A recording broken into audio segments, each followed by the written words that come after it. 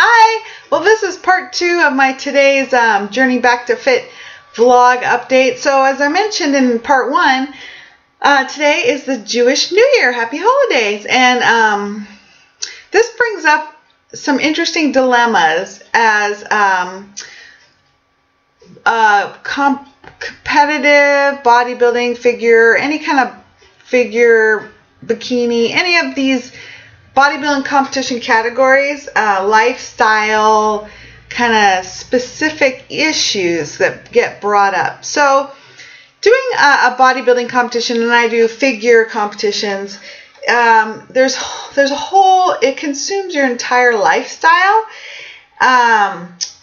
and most of us really enjoy that, although it can be a stressor, but most of us really are very attentive to detail. We like routine, and we're good with that. We fit with this sport because we enjoy having things routined out in our lives. So that is a good fit for someone like me. I'm like that. So with competitions, you have to be really diligent in what you're doing, and that means a very strict training schedule. For me, this is what I experienced. So my training schedule's like Monday through Friday. Sometimes it's 7 days a week, but I lift weights at the gym Monday through Friday and do cardio after that, and then a second cardio in the afternoon, and then sometimes cardio's on the weekend.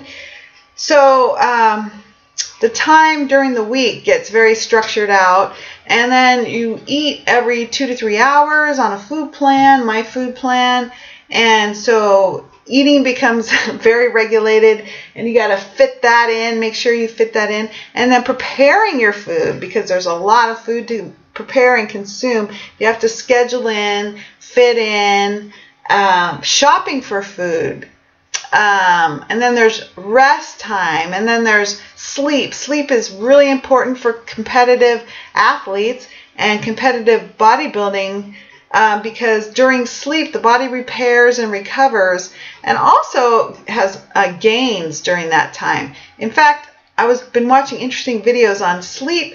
Sleep actually is when your like testosterone levels or growth hormones get booted up or something like that, and the muscles get built during that time.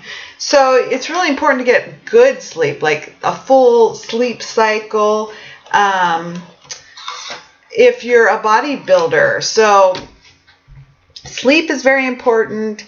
So if you have to make sure you get enough sleep, and then wake up to go to the gym, and then come home, get ready, go to work, and then come home, then eat and go to the gym or whatever you're doing, and then go to bed on time or early so you can get up and do it all again the next day. You have to have a good solid routine that you build, and everybody's different, and I have my own routine, but it really helps me to build my routine, and I build it to fit what works for me, because like I'm a morning person, so I go to the gym in the morning, I work out in the morning. That's when I have my energy.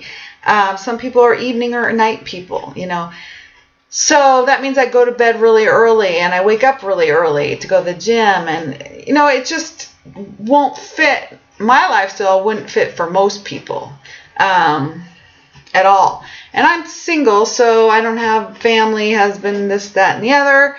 And so I can do that. I can go to bed super early. I can wake up super early. I'm not disturbing anybody but me. But if you have a family and kids or lots of other people to be responsible for, that's a whole different complexity, So I developed a routine that works for me in my lifestyle. And it's very important to me because I wake up refreshed every morning, so I can go to the gym and train. I can eat on time. I can prepare my foods for the entire week.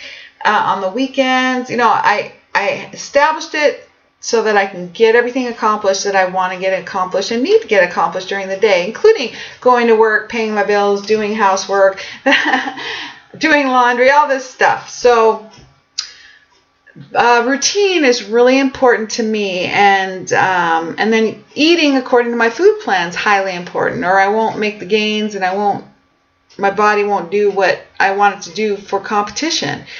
So food is highly regimented. Food is highly scheduled. I only eat when I'm told to eat on my food plan, and it's very different from what most people eat. Bodybuilding food, very specific food. So I don't eat what most people eat. So lifestyle, routine, food, now that takes you out of a lot of social life and what other people are doing and fitting into other social events and social things. So I can go to a social event if it's during my awake hours and bring my own food and go and enjoy myself. But if something's late at night, I'm not going because I'm asleep, or if I don't feel comfortable being around a lot of food that's not on my plan, I don't want to go, because it's too important to me to stick on what I'm doing and only be around the food I'm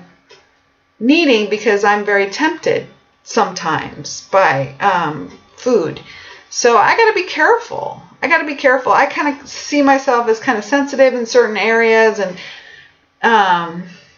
I get easily off my routine or easily off my food plan, and so I am very regimented so that I stick to those things and meet my goals. So it doesn't make people very happy. Let me put it that way. A lot of people don't support my sport or my lifestyle or this sport or this lifestyle for other people. And it can cause a lot of issues for family, friends, etc. And people can give me a lot of guilt. They can be mad. They can be upset. They can be disappointed. They try to tempt you with food. They say, oh, you can eat this. Why are you doing that? You should eat the food that I made. Come to this event. My family, is not happy when I don't attend family events. And I understand that. And I wish I could comfortably, but my family lives over an hour away, and food, it's just tiring and exhausting to me to go back and forth and then be tempted with food and then risk getting off track. And right now, especially, I need to stay on track. So a lot of times there's a lot of resistance from other people, and you just got to know what you're dedicated to. So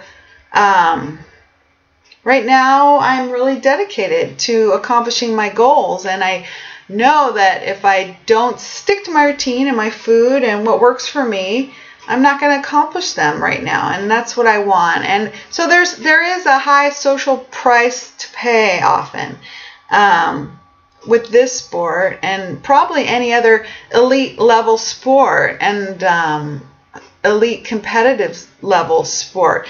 I mean, every elite athlete has to live an elite athlete lifestyle, and I'm sure that gets in the way. Michael Phelps, I think I read his book at one time. I mean, he used to work out, swim for hours every single day, like his entire childhood life, entire early adult life. It looks like they didn't miss one day. Like they swam 7 days a week. So I think they said in that book that he, he couldn't go away out for vacations because he had to be swimming the next day, and couldn't stay up too late because he had to be swimming the next day. That's why when he won the Olympics, one of the first things he did is he went on a big vacation. Remember those pictures of him with his friends out of the country?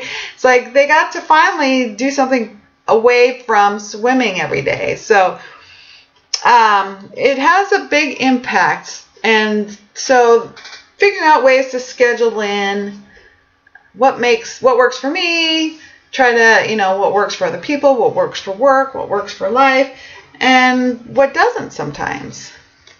And not everybody's going to be happy, that's for sure. So what's important to me is to find people that are supportive of what I'm doing, even if it's just a few people, and they can be my little cheerleading squad and my little support group squad.